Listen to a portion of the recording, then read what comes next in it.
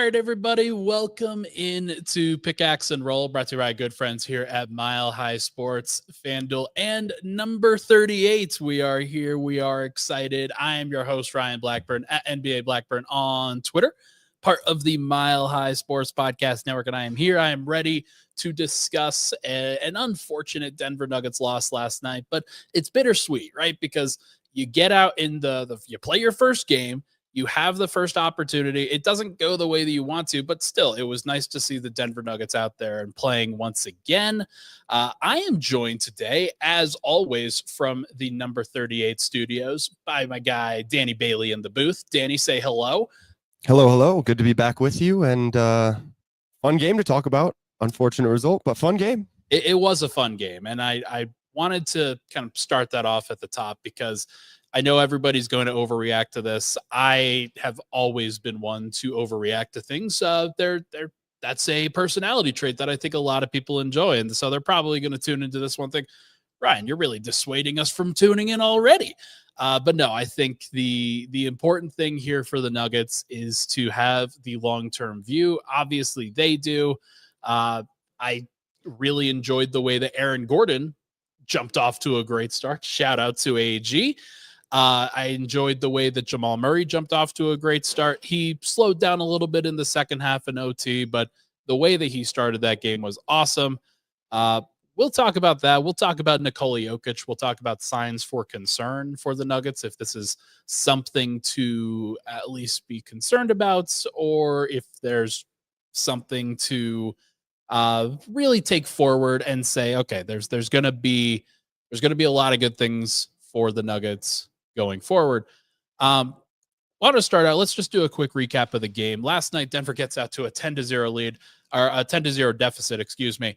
I wasn't able to watch the beginning of it because unlike all the esteemed folks out there, I, as a Fubo subscriber, did not have access to ESPN News, or at least the base ESPN News. So really seeing the double OT game from previous night, where I got to watch Shai Gilgeous-Alexander get 26 free throws and route to about 55 points.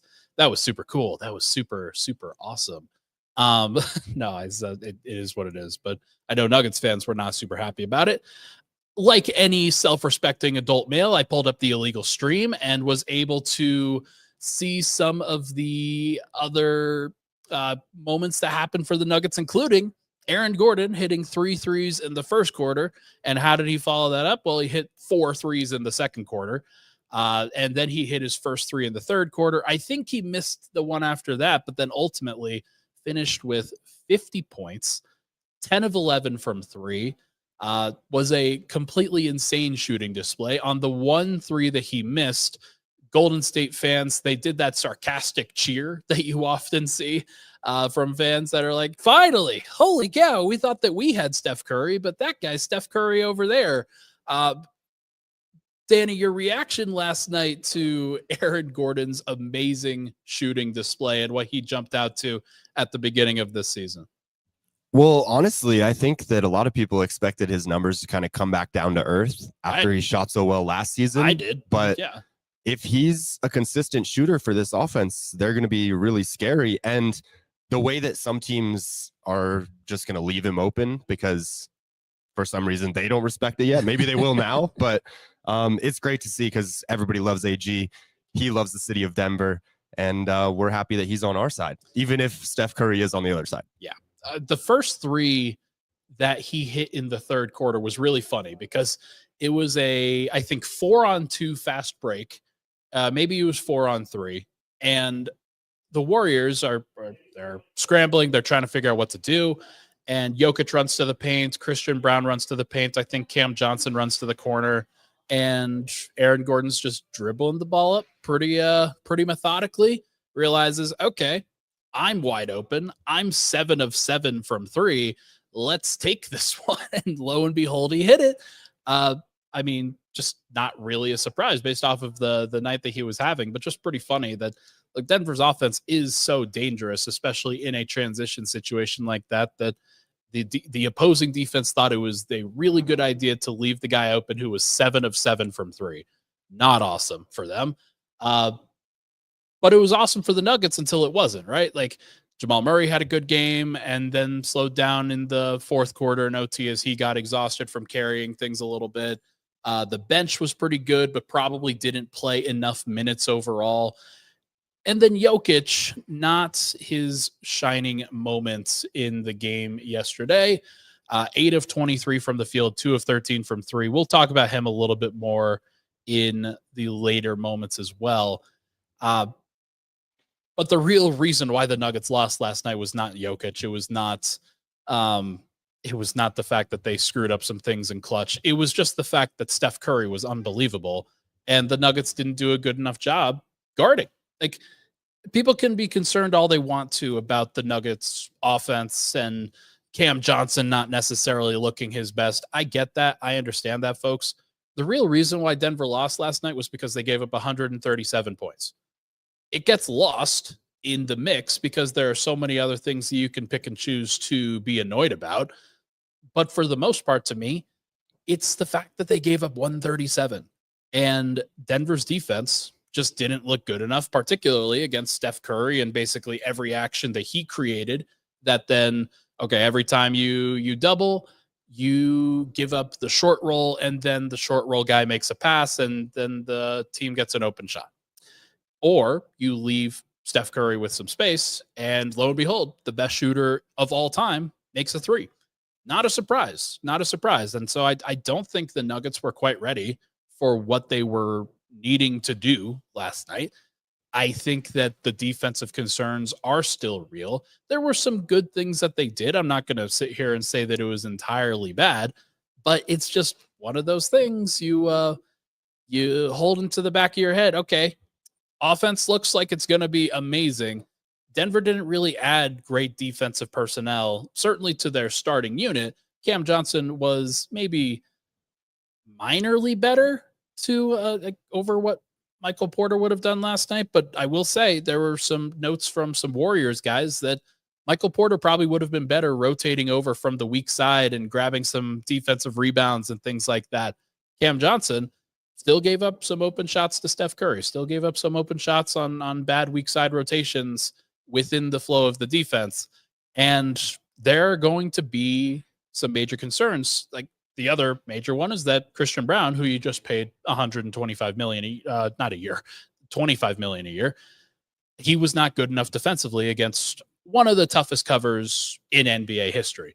I'll give him a little bit of a pass on that one because he's not a physically ideal player to be able to chase around Steph in those circumstances. That, let's face it, the Nuggets in their starting lineup don't have that kind of matchup. They don't have a guy that is capable of doing that. The good thing about Christian is he's big enough to match up with guys like Shai Gilgeous-Alexander, Anthony Edwards in theory, although he's been bad against Anthony Edwards so far in his career. Other guys that are bigger like Luka, he has a little bit more size and physicality to deal with those matchups than somebody like KCP did. But one thing that KCP did really well was he chased around Steph Curry and made his life a living hell. So that's a concern for Denver in this particular matchup. Will they face the Warriors in the playoffs? Maybe. We'll see. I do think that's at least a possibility given where the Warriors are right now and the fact that the Nuggets are not going to be the one seed. Like, we think that OKC is probably going to be the one seed, especially if they keep winning double overtime games. But I do think that Denver's defense is not where it needs to be at the beginning of the season. It's probably going to be fine because they're still going to win a whole bunch of games based off of their offense alone, and the defense will get better as the season moves along. But if you're looking for actual reasons why the Nuggets lost last night, look to the defense, not the offense necessarily. And I mean, Jokic can be a part of that too because his offense wasn't good enough, his defense wasn't good enough. Before we get into the Jokic conversation, I want to talk about Aaron Gordon just for a little bit longer because we deserve to be able to have that conversation extensively. Aaron was somebody who, when he got to the Nuggets, was purely a finisher. He was not somebody who was really creating a lot of offense for other people. He saw the court decently well, but has really unlocked a lot of skills over the course of his 4+ years in the Nuggets system. And the version of Aaron that we saw last night was the best version of Aaron that we have ever seen. Like, that's really cool. That is a really cool thing to say. 12th year of his career. He's like still getting up and still making great defensive plays. I was pretty impressed with the way that he played defensively last night, among very few of the Nuggets overall. Bruce Brown, I think, was another good one. Jamal Murray actually had some pretty good defensive moments too. But I thought overall that's like, there's just nothing more that you could ask of Aaron Gordon in a situation like this. He did exactly what he needed to do for the Nuggets to win this game. They left him open. The Warriors did on a consistent basis, and he made them pay with threes. That used to be a major pressure point in this matchup specifically. Think about the 2022 first round against the Warriors, where, yeah, Aaron's playing the 3 in that series. Jeff Green is playing the 4. Obviously, Murray and Porter in that series were injured. But that was one where, yeah, like the Warriors kind of picked on him a little bit. They dared him to make shots, and he obliged at times, but you could tell it was a little bit shaky. You could tell it was not necessarily his favorite choice. And then in 2023, he started shooting the ball better. Like he was still low volume, but he started shooting it more efficiently. 2024 had a little bit of a regression year from a perimeter jump shooting perspective, and I think that really shook him again as well. 2025 comes back last year, shoots an amazing percentage from 3, ups the volume, ups his free throw shooting. Like, the story has been well documented, spent a whole bunch of time in his own house, building a gym, building a court, and just became a better shooter through pure force of will and pure force of work. Like, that dude is absolutely a professional. He is absolutely somebody you want to center your organization around and make a focal point of what you're doing. It's why he is beloved by both fans, players, and the organization alike. Like, that dude does exactly what you want him to do. And last night was just another great example of that. You're going to leave him open. He's going to evolve, and he's going to make shots. Is he going to shoot 10 of 11 from 3 for the entire rest of the season? No, that would be amazing. I hope it happens. I don't think it's going to, but I still think I'm probably going to have to take an L on the idea that he's not like he might regress as a shooter. I don't think that's actually going to happen. I think that what he showed in the very first game was that this might just be the version of him that is there to stay. Like, is he going to shoot 10 of 11? No, but if he shoots 4 of 11, and that's like the low points in those high volume games, sick. That's awesome. Like 4 of 11, 5 of 11, if you shoot about 40%, that's tremendous. And I think that there's at least a world where that happens again. And so the Nuggets, as we get concerned about, okay, Christian Brown's not a real floor spacer because he's not taking it or making that many. He makes the ones that he takes at a decent clip, but certainly isn't taking a lot of them. Cam Johnson's going to struggle out of the gate. We kind of know that. Nikola Jokic just shot 2 of 13 from 3. Jamal Murray shot, I think, 1 of 4 from 3. That's also not good enough, and he'll need to pick that up. But I think that if there is one solace in Denver's starting lineup, they generate great shots on a consistent basis, and a lot of those great shots are going to Aaron Gordon on the perimeter, who is taking and making them with reckless abandon. It has been a lot of fun to watch him progress.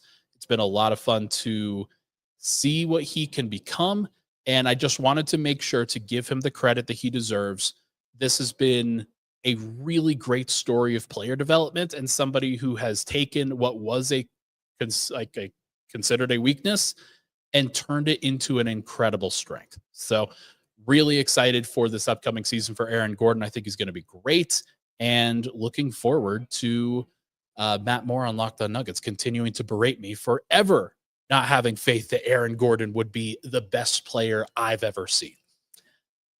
When we come back, we're going to discuss some of the negativity, some of the signs for concern, including we're gonna talk about Jokic not being awesome to start the year. We'll be right back here on Pickaxe and Roll. This podcast is brought to you by Delete Me. Delete Me makes it easy, quick, and safe to remove your personal data online at a time when surveillance and data breaches are common enough to make everyone feel vulnerable. Data brokers, they profit off of your data. It's a commodity. Anyone on the web can buy your private details. This can lead to identity theft, phishing attempts, and harassment. Have you ever been the victim of identity theft, harassment, doxing? If you haven't, you probably know someone who has. Delete Me can help. Take control of your data and keep your private life private by signing up for Delete Me.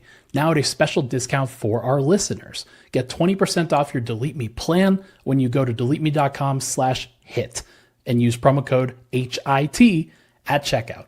The only way to get 20% off is to go to joindeleteme.com/HIT and enter code HIT at checkout. That's joindeleteme.com/HIT, code HIT.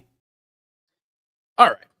Need to re-upload that an octave lower, Danny. That's for whatever reason. I think it sounds fine.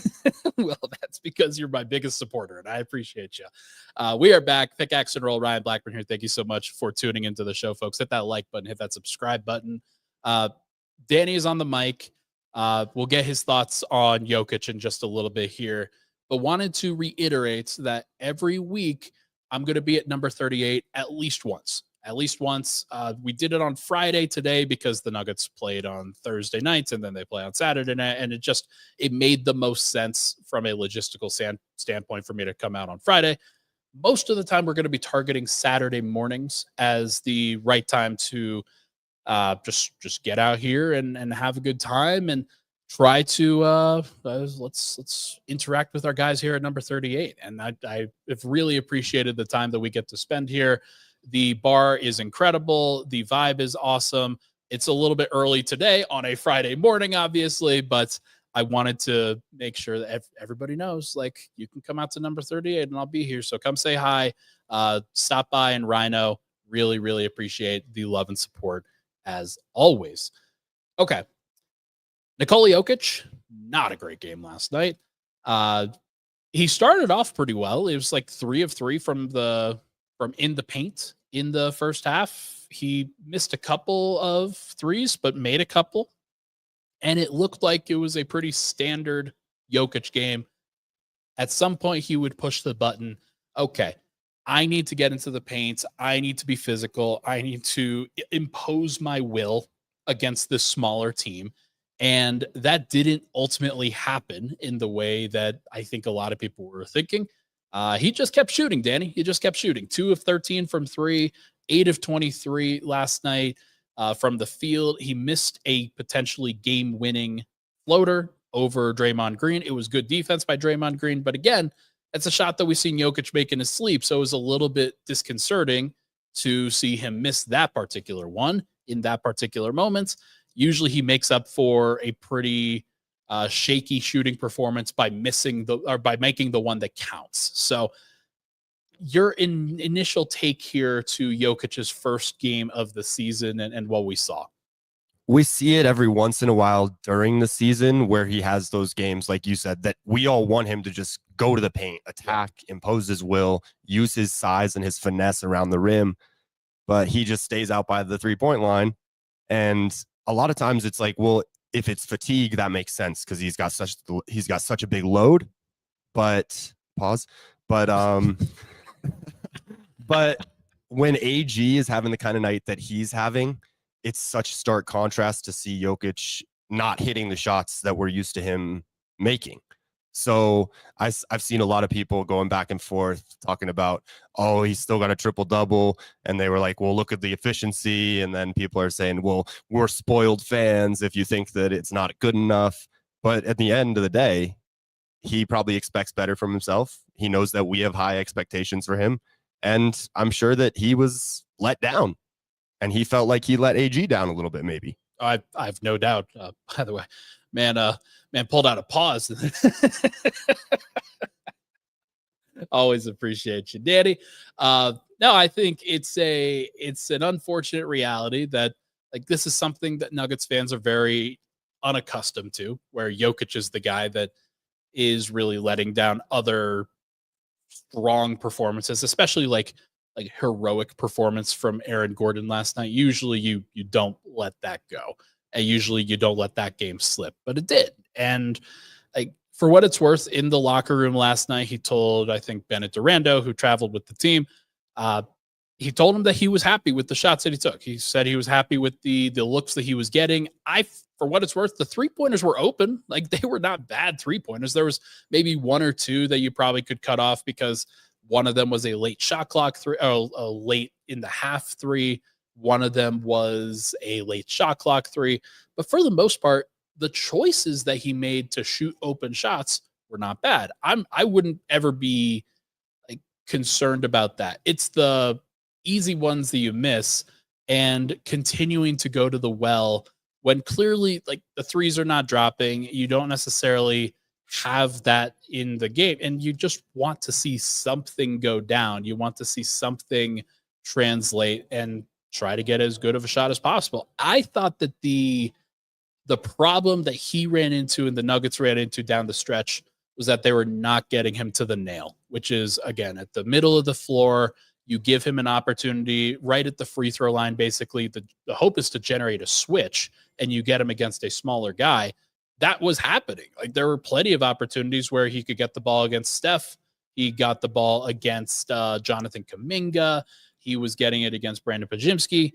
And he just flubbed those opportunities. It was not a good look. And it's something that he very rarely does. So again, it's kind of balancing the discrepancy between, all right, is this a concern because it didn't deliver? Or is it not a concern because he always delivers and this is so abnormal? I don't know the answer to that yet. I have a suspicion that this is going to be just fine. I think that he will be okay, but it does kind of look like, and look, here's the thing. You guys see me on screen. I am not in great shape. So I always feel uncomfortable criticizing players for their physical fitness because like, what can I possibly say? I mean, we just saw the media get absolutely flambéed by coaches, not even players, these like coaches who are not even the best coaches from a like a former playing standpoint. Like didn't go against Jared Dudley, didn't go against JJ Barea, got absolutely roasted regardless. So I am sensitive to the idea of criticizing anybody's physical fitness. Jokic, I thought, did not look at his peak level of physical fitness last night. It was a concern that I had from watching Eurobasket. You say, okay, why do you care about Eurobasket, Ryan? That's the reason. It's just straight up, that is the reason. It's not about how many shots Jokic is making. It's not about how like Serbia plays or anything like that. Although I would like to see Serbia win when Jokic is out there. But it's the fact that Jokic was not getting out to the perimeter. It's the fact that when he is trying to catch Steph Curry on the drop coverage that he's playing too low, or he's not playing at high enough level in the coverage that he's playing. And Steph is just rising up and he's got open shots and you don't force Steph to do anything different. He's just getting threes and he's just getting comfortable. It's the fact that Jokic would not go into the paint on a consistent basis and was settling for threes. These are all signs of physical fatigue. These are all signs that Jokic has shown throughout his career. I've watched him a lot. You guys know this. These are all signs of when Jokic is tired, he settles. And again, it is game one. It is not a situation where I am super overly concerned. We have seen superstars, megastars, ultra megastars play their way into shape on a consistent basis in NBA history. Jokic by the end of the season should be fine. But at the beginning of the season, I don't think he was great. And I'm curious to see what it looks like on Saturday and whether he is going to just kind of force feed his way into the paint there, or if he continues to kind of settle and not necessarily want to bang around to the paint a whole bunch. Maybe this is the long play. Maybe this is the opportunity for the Nuggets to rest him during the regular season, and he doesn't necessarily have to bang and be the physical force that he always is every single night. But that if that's going to happen, he has to go 5 of 13 from 3. He has to go 6 of 13 from 3. He can't go 2 of 13 and have it be justifiable. That's just not, it's not fair. It's not fair to the teammates because he's not doing his job at that point. So it'll be interesting to see how that evolves. According to FanDuel, I wanted to pull this up and think that it's pretty funny how things change as quickly as they do. MVP odds. You get Shai Gilgeous-Alexander going for 40 free throws in the first 2 games, and he's up to plus 160. Plus 160 in the MVP odds. Jokic down to plus 380. He was like, those were pretty close. I think Jokic was closer to like plus 300, plus 290 in that general range for much of the offseason. He's now tied with Victor Wembanyama, who I don't know if you saw him on on Wednesday, Danny. Wemby looks like he's ready to play for this upcoming year. He's pretty special. There's a lot of people that debate whether or not aliens are real, and I mean that might be our clearest example right there. That is an alien right there. What a fun player to watch play. And you know what happened? He got stronger. He got in better shape. He got into a situation where he could impose his will physically. That happens. And that usually benefits guys, Danny. Now, to be fair, we saw Jokic do that too. Yeah, we did. And Wemby's young. He will have plenty of he'll have plenty of opportunities throughout his career to not come into camp as great of shape as possible and try to I don't know. We'll see what happens with Wemby throughout his career. But like, for all intents and purposes, that dude looks like he could be the best player in the NBA in a couple of years. And this is why like the work is constant for a player like Jokic to stay at the top of his game, to stay at the peak of his powers, and to be the best version of himself at all times. He doesn't need to be the best version of himself in game 1 of the regular season. But I do think that for the Nuggets to have won that game last night, he needed to be in better position. That's for sure. It seemed like Steph was ready to go, and it seemed like Aaron was ready to go. It seemed like Jamal was ready to go. I thought that, again, Jamal kind of fell off a little bit in the second half, fourth quarter OT, but overall, like, I thought he looked like he was really ready to go for this season. The only guy who I think you could really criticize there is Joker. So it's tough. Unfortunately, yeah, because I hate to criticize the guy. I think he's the best player in the world still. Yeah. But he is. Everybody has their nights, you know? Yeah. So maybe he just didn't have it, and it's a make or miss league, right, Ryan?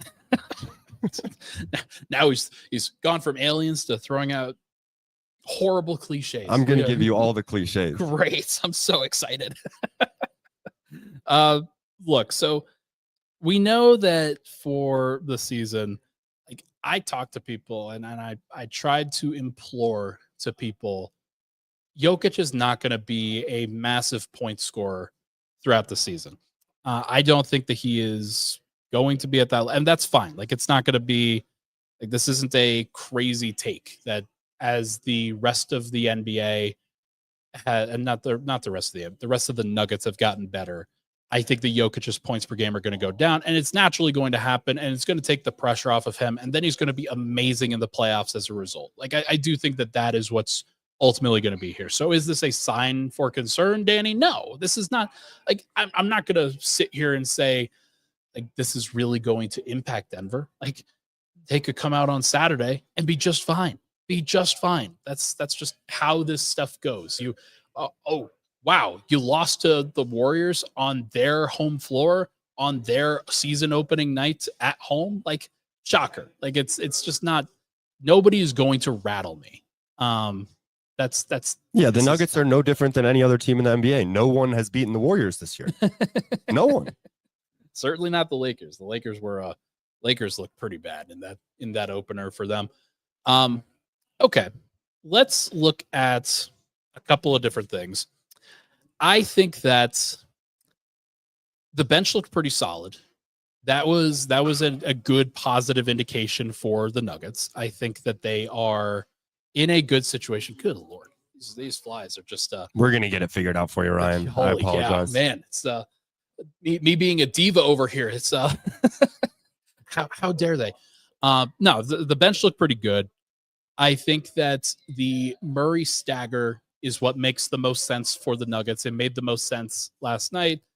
You look at some of the plus minuses that the Nuggets were able to put together with that bench.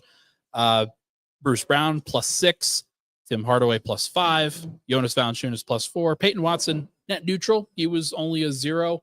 I didn't think that he had a good game last night, but that's in part because like Aaron Gordon was playing a lot and deserved to play a lot, and that's just how it goes sometimes. I think that will be a prevalent thing for the Nuggets throughout the year, as like I think 12 minutes for Jonas Valanciunas is not enough. It's something I noted last night and something I think needs to improve. But all of those guys, Jonas, Tim Hardaway, Bruce Brown, they all gave reasons to be excited for the Nuggets bench. Even Spencer Jones got in and played 6 minutes in the second quarter and did a reasonable job with what he was expected to do, which is not take shots, play defense. That was the expectation, and he met that par for the course. Denver's eventually going to try to get Julian Strawther out there. They're going to try to get Jalen Pickett out there. I hope that Denver doesn't just run a specific 10-man rotation, 9-man rotation every time and say, oh, yeah, this is just what we're going to do for the entire season, because Julian Strawther deserves to play more overall. Jalen Pickett deserves to play more overall. Even Zeke Naji will get out there at times. Deron Holmes, I still don't think is going to get out there that much. Really? No, like it's just, I think that they don't think he's ready. And that's not a surprise. It shouldn't, it's not an insult either, because as a guy coming back from an Achilles tear, like you just never know how it's going. And he's a rookie on top of it. Yeah, he's like it's technically a rookie, right? Yeah, like he was never going to be a major factor at the beginning. I thought he might be, but the moment I kind of like heard some things, like you realize, okay, he's going to take some time, and that's okay. Like he might be an impact guy in December or January or February, but it's not going to happen in October, and that's fine. Other signs for concern, I don't really have many. I think that Denver overall, like they showed what we thought that they would show, other than Jokic being good, and he was not. The defense still needs to get better overall. The bench was better than expected, I think. Aaron Gordon was obviously better than expected for me. Overall, I think, and Cam Johnson, I guess we should probably mention. 2 of 8 from the field, 1 of 6 from 3, 5 points, 3 rebounds, 2 assists. Just not a good game for Cam Johnson overall. There's a lot of people that will point to Michael Porter's 15 points on his 12 points on 15 shots and think, okay, Denver missed. Denver missed the issues here. Looks like we've got a low battery indicator on the. I checked it right before too. It said I had an hour and 40. So oh well, I don't know man, how it's just that's that's who I am. Let me swap you out real quick. I'm gonna let you talk, even though I'm gonna leave the camera on this empty studio because I'm gonna have to go change the battery. That's Sorry, fine. Ryan. It's all good. Everybody gets it. So this is the just the step of the process. The Nuggets are going to be just fine. I am not concerned about where they're at. I think when I went through the season with Matt Moore on Locked On, we went through every single game. And I think what we saw, what we actually heard, and as you guys see me back, hello, was that the Nuggets were going to lose this one, and we still predicted them to win 57 when we went through the actual schedule. So I think it's reasonable. I think it's reasonable that they're like, look, in the first, if you guys remember in the 2012-2013 season, they lost their first 3 games and then still won 57. Like, you don't have to win at the very beginning every game in order to get to that place. It would be nice if Denver could get off to a great start. I still think they can, even with this game being a loss. But as the schedule kind of creeps up over these next 9 to 10 games or so, we're going to have to really pay attention and see whether the Nuggets can do what they're supposed to do. Let's wrap up by looking at the schedule here. Gosh, it's weird to see that. I just clicked on Basketball Reference and it said Nuggets 0-1, 5th in the division, 5th in the Northwest Division. They play Phoenix on Saturday. They play Minnesota on the road on Monday. Next Wednesday, they come home and face the Pelicans. Then they come back on Halloween in the first game of the in-season tournament and play at Portland. Then they have a 4-game homestand versus Sacramento, Miami, Golden State again, and a back-to-back versus the Indiana Pacers. And they'll wrap up with another game at Sacramento and then another back-to-back at the Clippers. So that's their next 10 games. It's not a tough schedule. It's just not like that is a schedule that if you are the Nuggets, you should probably win at least 6 of those 10 games that I just named. If not, then we could have some questions. But I do think that the Nuggets are going to be fine. I think that they're going to be okay. According to FanDuel, if we go to regular season wins here, the Nuggets, they're now plus 116 to get to 55 plus wins. Capitalize on it before they go on this next win streak, folks. That's they are going to win exactly 58, right? They're going to win exactly 58 games, just like I wrote on milehighsports.com. You should definitely check it out. It's a pretty good website. Okay. Any final things here, Danny, before we wrap up?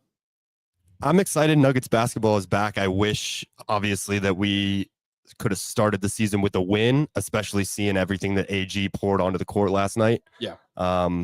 But they are the Nuggets. Nikola Jokic is that good. So if he takes a little while to get going this year, I'm not going to be too devastated. Yeah. There will be plenty of time to react, to overreact. I don't think that, like, Denver's still they're just fine. They're in a just fine place. I don't think they're in a great place overall, because you would feel great if Jokic was playing great. But if he turns things around, looks really good on Saturday, and then plays again on Monday and looks really good, then all will be forgiven. Nuggets fans, I think, will start to put that in the rearview mirror. I do think it's a little bit more of a long-term process than that, and we might still see a couple of shaky games from Joker here and there. But Denver is still in a good place overall. Jamal looks good. Aaron Gordon looks amazing. They still have a very strong team. And I think the bench will be able to pick up some of the slack that the starters are lacking and that Jokic is lacking at the beginning. So, folks, that is going to do it, I think, for this episode of Pickaxe and Roll. He is Danny Bailey on the mic. Thank you so much for helping me out, Danny. It's always a pleasure. My pleasure. I'll iron out the kinks for next time. It's I don't think that one was your fault. I think that battery, we'll just burn that battery into the sun. Anybody that knows me knows I hate technology. So here I am working in a technology dominated field. I hear warming up batteries is a really good idea. Everybody, thank you so much for tuning in. Thank you to FanDuel. Thank you for number 38 for having us out as always. We will be back on Sunday. I'll be from home on Sunday after the game. We'll do a very early morning show, probably at about 10 a.m. once again. And then I'm going to go see my parents who just bought a house. Very excited to go share that with them and to celebrate with them. So I will be saying goodbye. Everybody, have a great weekend. Hopefully this doesn't put a damper on things. Nuggets can go get a win on Saturday night. We'll see if they can bounce back. Thank you so much, everybody. Have a good one. We'll talk to you guys very soon.